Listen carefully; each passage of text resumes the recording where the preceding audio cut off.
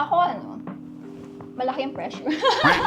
Mas mataas yung pressure ng expectations ng ibang tao. Kasi parang andun din yung perspective na, is it stability or are we just surviving better? Ang hirap niyang isolve by myself. Kasi minsan, aminin man natin or hindi, kailangan natin minsan talagang support system natin. Pero I guess yun din yung hidden cost ng pag nasa abroad ka. Kasi parang tahimik yung utak mo Makakapag-focus ka sa mga iniisip mo na hindi mo siya iniisip before. Kasi sa Philippines, you're too busy trying to survive. Pero ngayon, ang dami mo palang issues. Pull up a chair. Drinks forward. Let's talk! Lakas.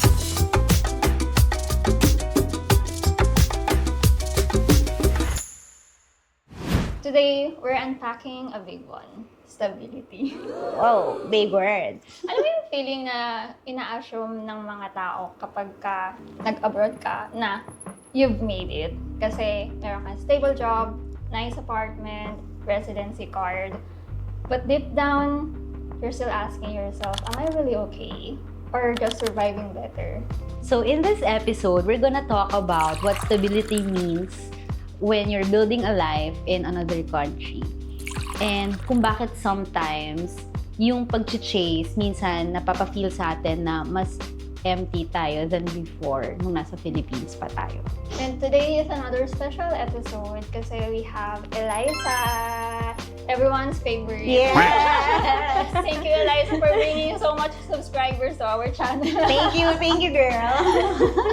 So for context, I have been living abroad since 2018. So started from Sweden and then now living in Spain. And Eliza has been... I've been living here for 6 years now, and this is the first, let's say, move outside of the Philippines that I've made. Ako same kay Eliza, 6 years. But I started as a student. Then later on, in 2021, nag-start ako mag-work. Ano yung stability na ina-expect mo sa sarili mo and what other people are expecting as well? For me, mas mataas yung pressure ng expectations ng ibang tao. So, especially family, for example.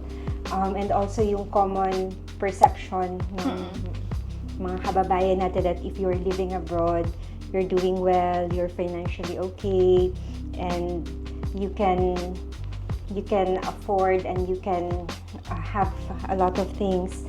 So, yun yung mas mahirap explain na yes, maybe we are more comfortable here, but also we're spending euros, for example, versus pesos. So it doesn't mean I have a feeling that they're converting in their mind how much it is in peso, but then it doesn't mean that it affords the same things as in the Philippines. Kasi hindi ka naman sa Philippines. Exactly. Oo. Yeah, agree. Ako naman, yung sa tanong mo, feeling ko wala akong masyadong pressure from the family.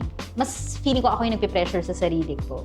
Pero agree ako dun sa sinabi ni Eliza na yung nga, parang you've made it kapag nasa abroad ka. Syempre parang mas may breathing room siguro tayo. Parang mas capable. Pero at the same time, mahal din naman yung expenses natin dito, to be honest. So, hindi siya yung parang mako-compare mo na apple to apple na, oy, ganito yung in-earn niya. So, alam mo yun?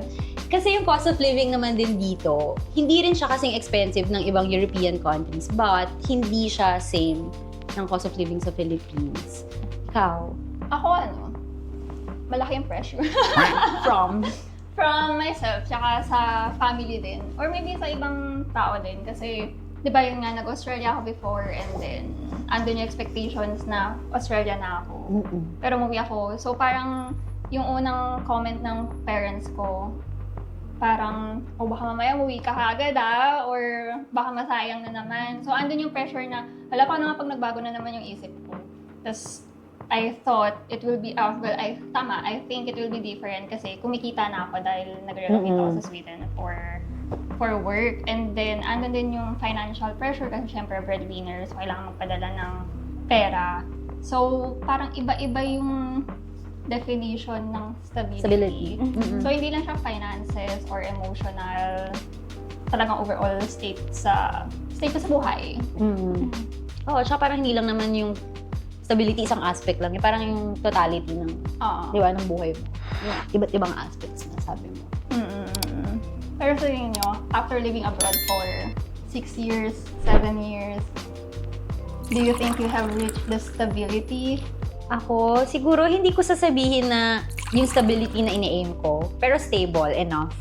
Alam mo yun na parang mas may freedom na ako to spend. Yun, parang mas may financial freedom. Pero hindi pa yun yung state na tina-target ko.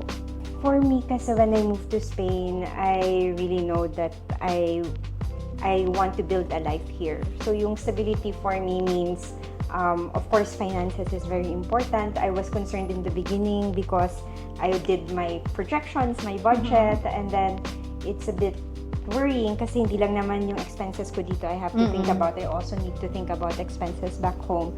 So, but that's one aspect. But then as the years went by, I learned to manage and control that better.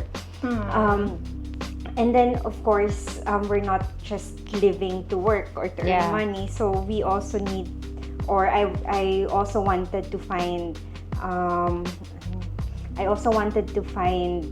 joy or happiness in other areas. So the next thing that's important, or maybe the thing that's more important, is the social aspect. So when I moved here, I don't have relatives here in Europe. So, not even in a nearby country. So, mahirap siya. Fortunately, medyo strong yung Filipino community dito. And then, there are friends who introduce other friends. And then, the circle becomes bigger. And then, with it, yung mga friends that I started considering as family. So, sila yung mga naging anchor ko naman when I was here. Now that I'm living here. I'm still here. Tinapos Oo nga, alis ko na. Wala mo nang aalis. Hindi ako ghost. I know habang is coming. But I'm still here. Tayo muna natin yung 1,000 subscribers. Priority pa tayo eh. So yun. So social aspects. And then when I moved here as a single person, of course, I also wanted to Find someone. my God. Yeah. But that's for another episode. So, keep on watching. So yun. Stability at the end, it's holistic. Yeah. Iba-iba rin siya. Kasi parang andun din yung perspective na, is it stability or are we just surviving better? I think for me, it's the latter na I'm in a better environment, but at the same time, I'm still struggling. Like, when you want to define yung stability, sobrang layo ko pa sa stability na ina-achieve ko. Pero, I'm definitely surviving better than Before. before. Yeah. Yung isa pa pala, pagka nag-move up, kasi luckily, nandun na kami sa stage na we already got the citizenship. So, wala na kaming problem when it comes to visa, residency, or how we are going to stay sa country na gusto namin. So, naalala ko kasi before, never siyang pumasok sa isip ko kasi hindi pa ganun kahirap yung pagkuha ng visa. Or yung pag-renew na visa. Pero looking back, siguro kung andun ako sa point na currently kailangan kong mag-renew ng visa. Oo, stressful. Sobrang kakabahan ako. Yeah. Dahil Agree. sa mga changes ngayon tsaka sa mga nangyayari. Ang hirap. Tsaka parang, I think, ano din yun, part ng stress. And yun nga, sa definition ng stability. Kasi you'll never know eh. Di ba? Parang may mga naririnig ako na tinatry nila mag-renew for some reason na de-deny sila.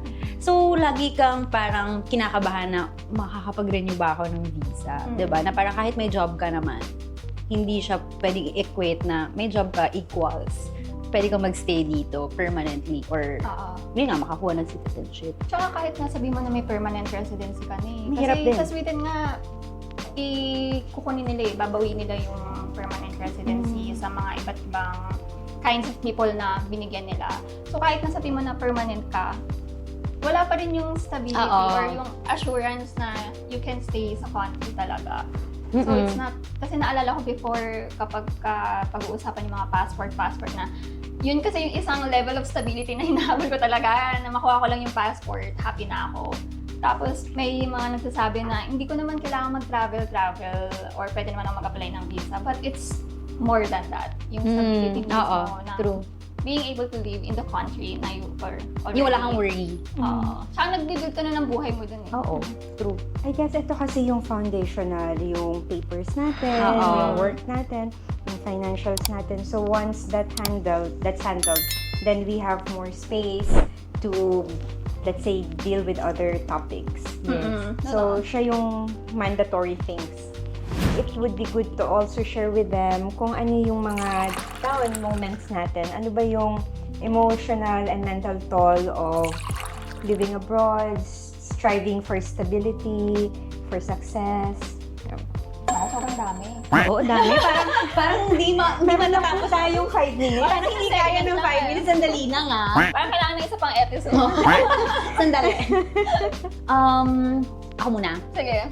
Sa akin siguro, yung first is, yung pagka may mga challenges ka, or ako pala, ang hirap niyang i-solve by myself. Kasi minsan, aminin man natin or hindi, kailangan natin minsan talaga support system natin. So alam mo yun, minsan parang frustrated ka na parang kung nasa Pilipinas ako, mas, alam mo yun, parang things would have been easier, ganyan. Tapos, kunyari, yung mga admin stuff na lang. Kasi syempre, part rin yun ng day-to-day natin. Nakaka-stress din yun. Kunyari, may nasira sa bahay or something. Alam mo yung mga little things na lang, hindi na about dun sa career. Tapos yun nga, yung sa career din. Kasi parang ako, personally, feeling ko ang kulang sa akin yung fluency sa language. So parang mas nalilimit yung opportunities na pwede kong applyan, gano'n, for example.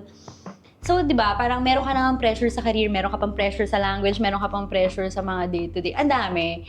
Inisip ko nga pag yung ginakwento ni Mon kasi parang, well, thankfully sa Sweden ako nag-start. So, sobrang, parang naging 100 times better yung life ko compared nung nasa Philippines. Pagdating sa bureaucracy, yung sa health kasi required na dapat available yung translator. So, if you need help in getting some check-up done, pwede kang mag-request for a translator.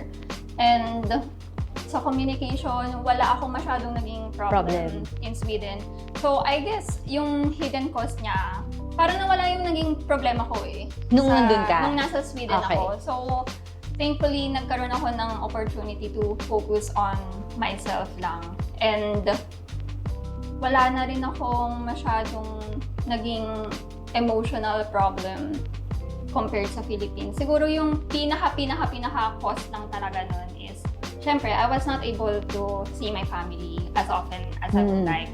And yun nga, na-miss ko nga yung burol ng dad ko. So, that's the most expensive na hidden cost. Tapos, yung striving din for permanence na do I want to live here in Sweden or do I want to live here abroad? Ano yung security na hinahabol ko and do I need to keep working hard for it more than I would have worked if nasa Philippines ako kasi I get the help that I could probably get from other people. So, yun. Parang autopilot yung feeling ko. Kaya na-diagnose siguro. Nalaman. Pero ano naman, parang on the bright side naman, kahit na yung parang feeling ko is autopilot ako, naging open naman ako sa mental health. Like, I got the help that I need. Pero I guess yun din yung hidden cost ng pag nasa abroad ka. Kasi parang tahimik yung utak mo eh. Makakapag-focus ka sa mga iniisip mo na hindi mo siya iniisip before. Kasi sa Philippines, you're too busy trying to survive. Pero ngayon, ang dami mo palang issues, ang dami mo palang sakit, ang daming lumalabas-labas. So for me, yun yung hidden cost. Mental, tsaka physical health, and emotional. Based dun sa mga napag-usapan natin, since we all know na may mga iba't iba tayong understanding kung ano yung feeling ng nag-settle ka na abroad. Now it's time for us to talk about ano ba yung personal definition natin. How would you say na you've finally settled abroad? Timon mo na. Teacher. Teacher. Okay. Ma'am. Parang mas authentic si Mona. Okay, sige, ma'am. Sa akin yung definition ng settled na, yung first thing na pumasok sa isip ko, parang this is my home. Alam mo yun, na parang yes, Philippines is home, pero iba pa rin yung feeling pag alam kong uuwi na ako. So yun yung first. Yung second, yung parang you get to enjoy yung life that you have. Na parang hindi siya yung the best na, or kung ano yung ina-expect ng other people from you. Pero ikaw na mismo yung nagsabi na, okay na. Parang okay na to sa akin. Parang syempre, magsistrive ka pa to be better, na para mag-achieve pa ng mga ibang goals mo in life. Pero masaya ka na sa current state mo. Parang for me, yun yung definition ko ng settled. And siguro yun, parang feeling mo, kahit hindi fully integrated ka na dun sa place na kung nasan ka. So, sa career, okay rin naman yung social life, and Yung Chika and Sangria. yeah, Chika and Sangria. And you get to have the Chika with your friends, di ba? Yung mga ganun. Ikaw? Settled for me is being able to start thinking about how do I build my life here in Spain. So, di ba sabi natin kanina, parang admin works muna, yung mga foundational steps muna. But now, and especially for us that we already have our visas, resident or citizenship here, so parang now that I have my foundation settled, ano na yung next step for me? And that's just how I operate. So maybe for others, it would be different, but I always try to see how can I make the most out of my life where I am. Sabi nila, di ba, parang bloom where you're planted. So settled is I have the foundation, and now I can start running or flying, whichever makes The next level. you can relate to. The grass is greener where you water it. Yes! And that's it for Ayun, guys. today's episode. We hope that you learned something from us today. And most especially, nandito ang aming favorite co-host. Ang inyong favorite co-host pala, Eliza. So thank you for being with us today. Thank you for having me. I always enjoy being here in your sofa now. Thank you. Nag-level up na. Yes. Next time may unan ka na rin. Bibili namin na yung pang. Para sa'yo. So, yun lang guys. Maybe stability isn't a destination, and maybe it's an ongoing conversation with yourself. If anything, today's episode reminds us that being settled doesn't always mean being at peace. Sometimes the most stable we can be is learning to rest in uncertainty. Aww. So, thanks for tuning in to Chika and Sangria. If this